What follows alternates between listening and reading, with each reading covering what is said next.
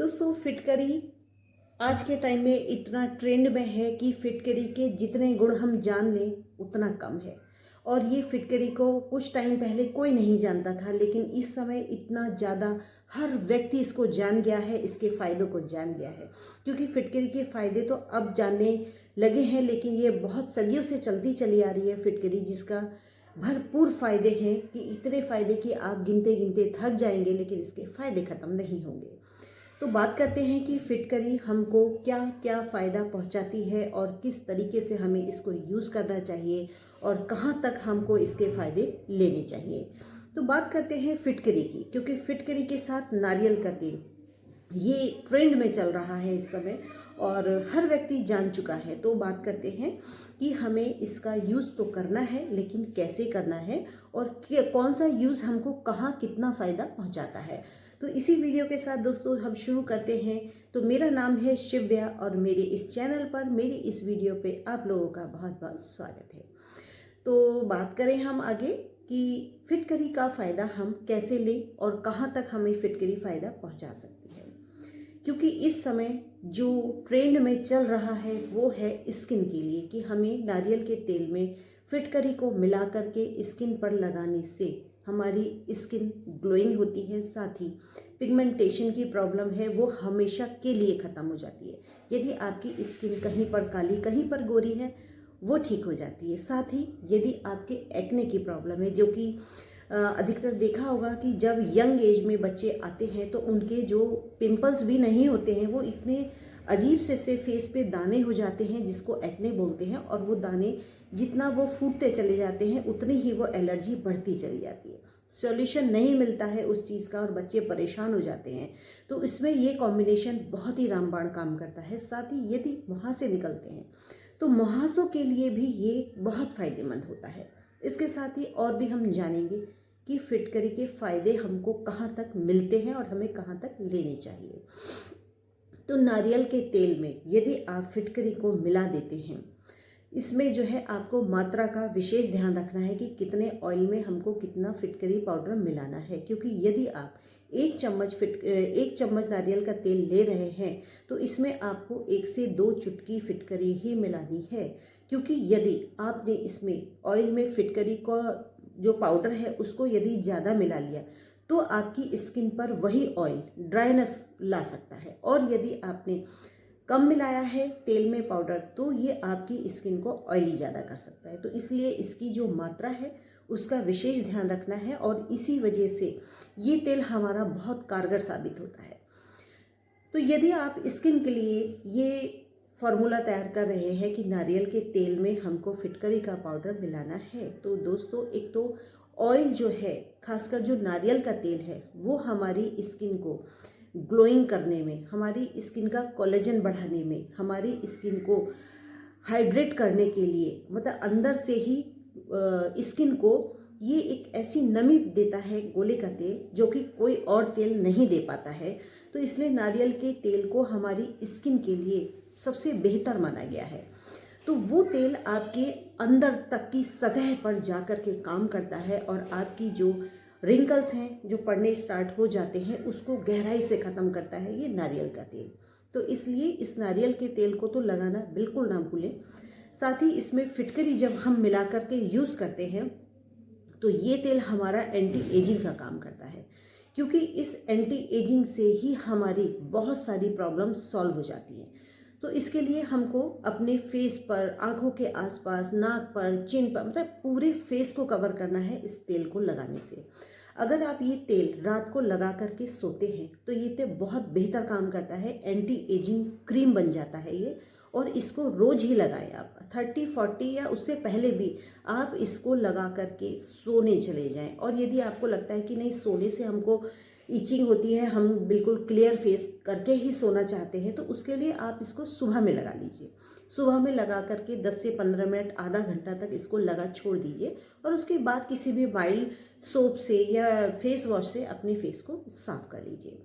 और यदि वो भी नहीं करना चाहते, आप सोचते हैं हमारा जो स्किन का जो ग्लो है वो बरकरार रहे, तो उसके लिए आप कोई भी ऐसा पैक यूज़ कर सकते हैं। क्योंकि स्किन को साफ करने का काम इस कॉम्बिनेशन ने कर दिया है। क्योंकि ये जो तेल और फिटकरी को जो हमने मिलाया है, इससे आपकी स्किन साफ़ होनी शुरू हो जाएगी, अंदर तक की आपकी स्किन को साफ़ करने लगेगी ये दोनों चीज़ें मिल करके। साथ ही आपकी स्किन को ग्लोइंग बनाने में, साथ ही इसमें जो है ऐसी प्रॉपर्टीज़ पाई जाती हैं जो कि आपकी स्किन की सारी ही प्रॉब्लम को ये सॉल्व करता है। कहीं पर भी पिगमेंटेशन नहीं होने देगा, पिंपल्स नहीं होने देगा, एक्ने नहीं होने देगा।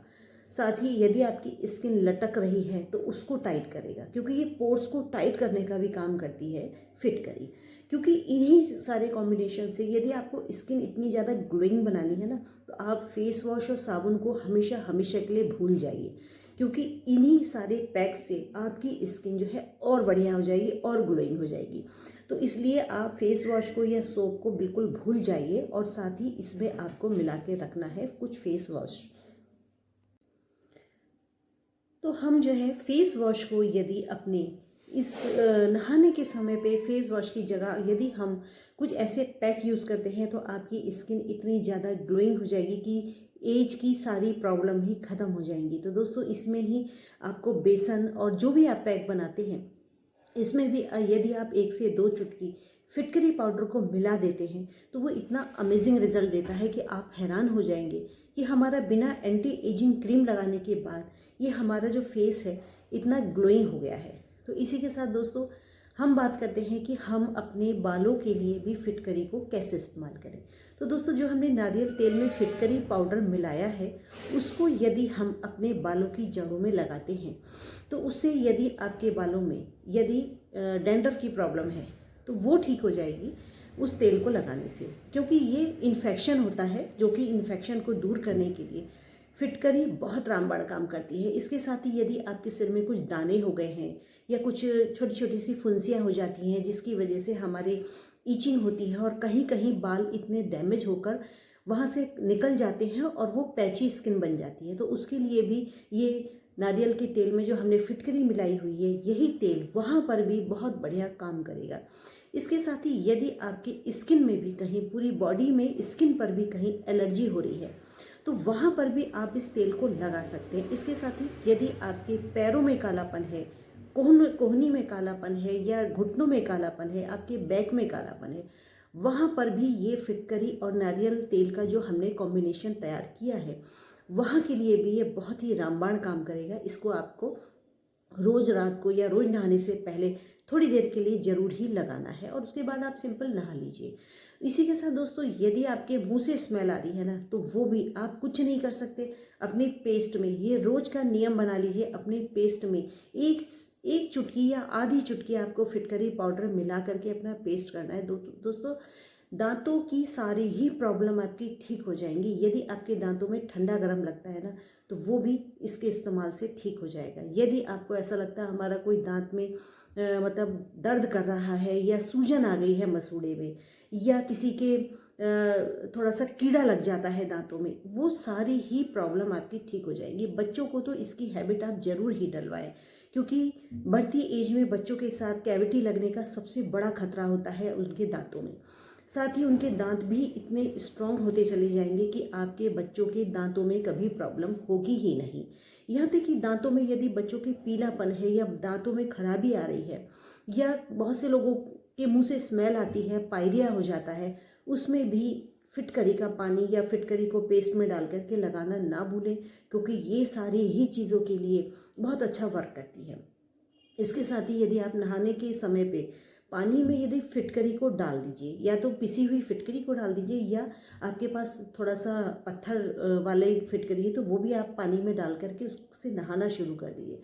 दोस्तों, वाकई में फिटकरी के इतने फ़ायदे हैं कि आप गिनते गिनते थक जाएंगे, लेकिन आपके फ़ायदे बंद नहीं होंगे। इतना अमेजिंग काम करती है। यदि आपको वाटर प्यूरिफाई करना है, तो आपके घर में जो भी पानी का टैंक है वो बड़ा ही होता है, तो उसमें यदि आप फिटकरी का जो पत्थर होता है, आप 1 से 2 किलो फिटकरी के पत्थर को उस पानी के टैंक में डलवा दीजिए। दोस्तों, अपने आप ही पानी प्यूरिफाई होता रहेगा, और इतना उसका, क्योंकि वो जो प्यूरिफाई पानी होगा ना, उससे आपके बाल धोने में भी आपके बालों को नुकसान नहीं होगा।